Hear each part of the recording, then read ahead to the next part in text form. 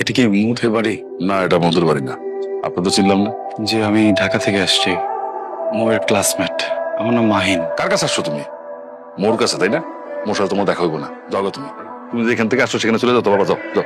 মৌ নাই। নাই মানে? মৌ মারা গেছে। এই চলো ভিতরে চলো।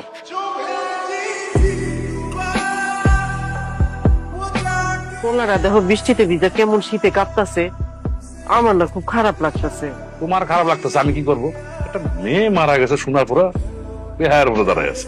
একটা কাজ করো না, একটা গামছা নিয়ে যাও, গা হাত পা মুইসা একটা ছাতা দিয়ে ওরে বিদায় করে দাও।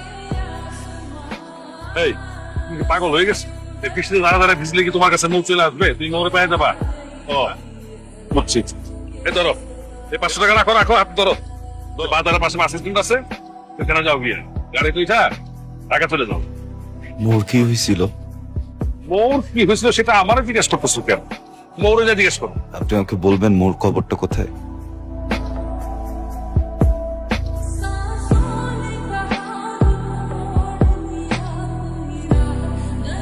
যাইবা না মানে? এটা কোনো কথা হইলো রে বাবা? কালকে জ্বরে কাঁপতেছিলা, বেহুশের মতো পড়েছিলা, তাই ঘরে আইনা কাপড় চোপড় বদলে শুতে দিছি। আর আমি বলতে যাইবা না? তোমার কাছে হাত জোর করে অনুরোধ করি বাবা, তুমি যাও গা। এরপরে যদি তুমি না যাও, তোমারে কেমনে বিদায় করতে হয় সেটা আমি জানি। কিন্তু এলন, খাবারটা খায়ালন। আপনি যদি খাবারটা খান তাহলে আপনার একটা খুশি সংবাদ দিব, যেটা শুই না আপনার মনটা ভালো হয়ে যাইব। কি সংবাদ? আব্বা আপনারে মিথ্যা কথা কইছে, মো আপুর কিচ্ছু হয় নাই। ওই যে কবরটা দেখেন না, ওইটা আমার দাদুর কবর। আপা সবাইরে কয়ে গেছে আপনি যেদিন আইবেন আপনার এই কথা কইতে যে আপা মারা গেছে। আমাকে তোমার আপুর কাছে নিয়ে চল। আচ্ছা আমি একটু বেরোচ্ছি। আপনার খাবার রেডি আছে, আপনি খেয়ে যান। আলগা পিরিত দেখাবান। যখন পিরিত দেখানোর সময় তখন তো দেখাও না, এখন তো আলগা পিরিত কেন দেখাও? আরশি, তুই এখানে কি করতেছিস? মামামি শরীর ভালো তো? তো ঝামেলা হয়েছে কোনো বাসায়? না আপা, কোনো সমস্যা হয় নাই, আমারে মাফ করে দিও। আরশি, কি করছিস সেটা তুই নিয়ে আসছিস কেন রে? কতবার বুঝায় বলছি না, কি বলছি আর কি করলি? নিয়ে যা এখান থেকে, তাড়াতাড়ি নিয়ে যা। আমি জোর করছি, তোমার সাথে একটু কথা ছিল। হ্যাঁ, তুমি এখান থেকে চলে যাও। কেন করছো এমন? এখন এগুলা কথা বলার সময় নেই, তুমি যাও এখান থেকে, যাও। তা আমার তো কিছু কথা ছিল। কোনো কথা হবে না এখানে মাহিন, তুমি এখান থেকে চলে যাও প্লিজ। একটা প্রশ্ন। কোনো প্রশ্ন হবে না, কোনো কথা হবে না, তুমি যাও এখান থেকে, যাও। আমি উত্তর না নিয়ে যাবো না। ঠিক আছে, থাকো।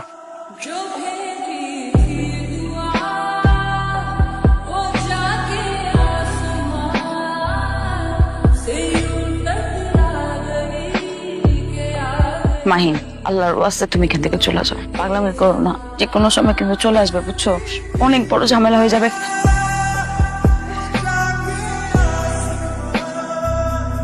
কি নাম তোমার? মৌ। সুন্দর।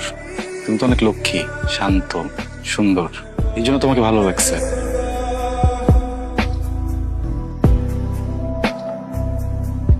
তাই মো, চল। কই গেল সব? চলে গেছে। তোমাদের নামে অভিযোগ শুনতে শুনতে তো আমার অবস্থা শেষ। আর এই তোমার নাম যেন কি? মাহিন। তুমি অতি বাড়া বেড়েছো। Sorry sir. কেমন আছো তুমি? ভালো। আমি ভালো নেই, গতকাল থেকে অনেক জ্বর। তোমার জ্বর? এটা আমার ছোটবেলার সমস্যা। কাউকে যদি কিছু বলতে চাই আর বলতে না পারি তখন খুব জ্বর আসছে। আই লাভ ইউ মৌ, অনেক ভালোবাসি। Will you be mine? Sorry, জোর করে তো ভালোবাসা পাওয়া যায় না, তাই না? It's okay. আমি আর কখনোই এসব বলবো না বা তোমার সামনেও আসবো না। I love you two.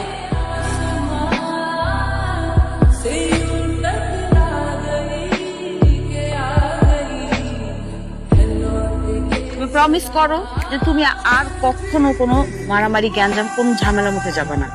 Promise করো। যদি প্রয়োজন পড়ে? প্রয়োজন পড়লেও না।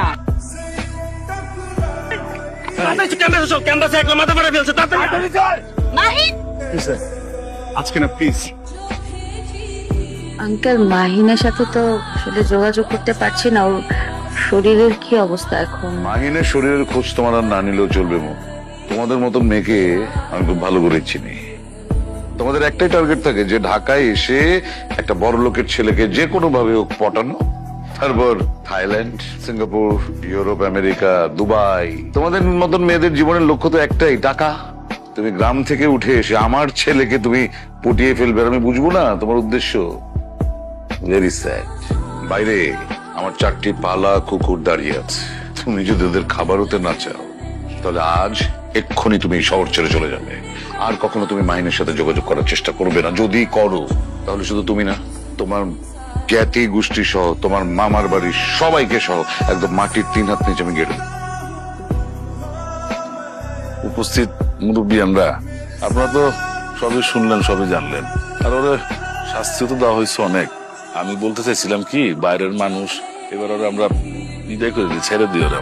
আমার আপনি এটা কি কইতেছেন? তো ওরা সাহস আমার বাড়িতে ঢুকে আমার বউয়ের লগে যাতা খুশি করবো, ওরে আমি কাইটটা গাঙে ভাষায় দিব। ওর গায়ে কোনো হাত দিবেন না। আমার যত খুশি মারেন, কোনো অসুবিধা নেই, কিন্তু ওর গায়ে কোনো হাত দিবেন না। আবার কথা ক্লাসে তোর এই হাতটারে কাইটটা আমি বাজারে নিয়ে তুলে রাখি, যাতে এই এলাকার সমস্ত পুরুষ মানুষ দেখে আর ভয় পায়, জীবনে যাতে কোনোদিন বউর ভ্যান না তোলে। অন্যায় যা করার সব আমি করছি। আমি তোর লগে অনেক বড় অন্যায় করে ফেলেছি রে মা। তোরে আমি এই পশুটার কাছে বিয়ে দিছিলাম, আমার তুই মাফ করে দে মা। আমি শুনছি এতদিন এই শয়তানটা তোরে অত্যাচার করে, কিন্তু আজকে নিজের চোখে যখন দেখলাম, তোরে আর এই বাড়িতে আমি রাখব না, তোর আমি নিয়ে যাবো। কিন্তু তোরে আমি কইলে যাবো রে মা। আমি নিয়ে যাই ওরে, ওকে আমি নিয়ে যাই। আমি ওকে অনেক ভালো রাখবো, অনেক আদরে রাখবো। কোনোদিন এমন কিছু করবো না যেটা তো কষ্ট পায়। কোনোদিন ওর দিকে কড়া চোখে তাকাবো না। মানুষটা তো আমারই, কিভাবে যেন আমার কাছ থেকে অনেক দূরে চলে আসছে। আমার মানুষটাকে আমার কাছে ফিরে দেন না প্লিজ। ভুল করতেছো, এখন আমাকে বলতেছো নিয়ে যাবা, কিন্তু মাইয়া তোমার বিবাহিতা। 2 দিন পরে যখন তোমার কথাটা মনে পড়বো, তখন যে তুমিও পশুটার মতো লাগে আচরণ করবো না, তার কি গ্যারান্টি আছে? আপনি ওকে আরো 100টা বিয়ে দেন, আমি তখন ওকে এভাবেই ভালোবাসবো। আমি না ওকে কোনো স্বার্থে ভালোবাসি নেই। আমি ওকে ভালোবাসি কারণ আমি ওকে ভালোবাসি। আমার প্রথম ভালোবাসা, একবার ওকে হারাইছি, আরেকবার ওকে হারাইতে পারবো না। ঠিক আছে, এত যখন ওরা ভালোবাসো, যদি ওরা সুখে রাখতে পারে তাহলে যাও, নিয়ে যাও। নিয়ে আসো মানে কি মামা? আমার সিদ্ধান্ত কি কোনো দাম নাই মামা। আমাকে কেউ জিজ্ঞেস করলো না একটা বারও আমি কি চাই। মাহিন, আমি তোমার ব্যাপারটা বুঝতেছি, আমার তো বিয়ে হয়ে গেছে মাহিন, এখন আমি কি করবো বল? আমার স্বামী খারাপ হোক ভালো হোক যাই হোক, আমার সংসার তার সাথে করতে হবে। আমি এই সংসারে যখন পা রাখছি, এখান থেকে বের হবে শুধু আমার লাশ। আমি তো জীবিত অবস্থায় আমার স্বামী সংসার দায়িত্ব ছেড়ে তোমার সাথে চলে যেতে পারি না। আমি অনেক অন্যায় করে ফেলছি, আমাকে মাফ করবেন প্লিজ। আপনি আমার কাছে মাফ চান না প্লিজ। আমি কোনোভাবেই এখান থেকে কোথাও যাব না, আপনি নিশ্চিন্ত থাকেন।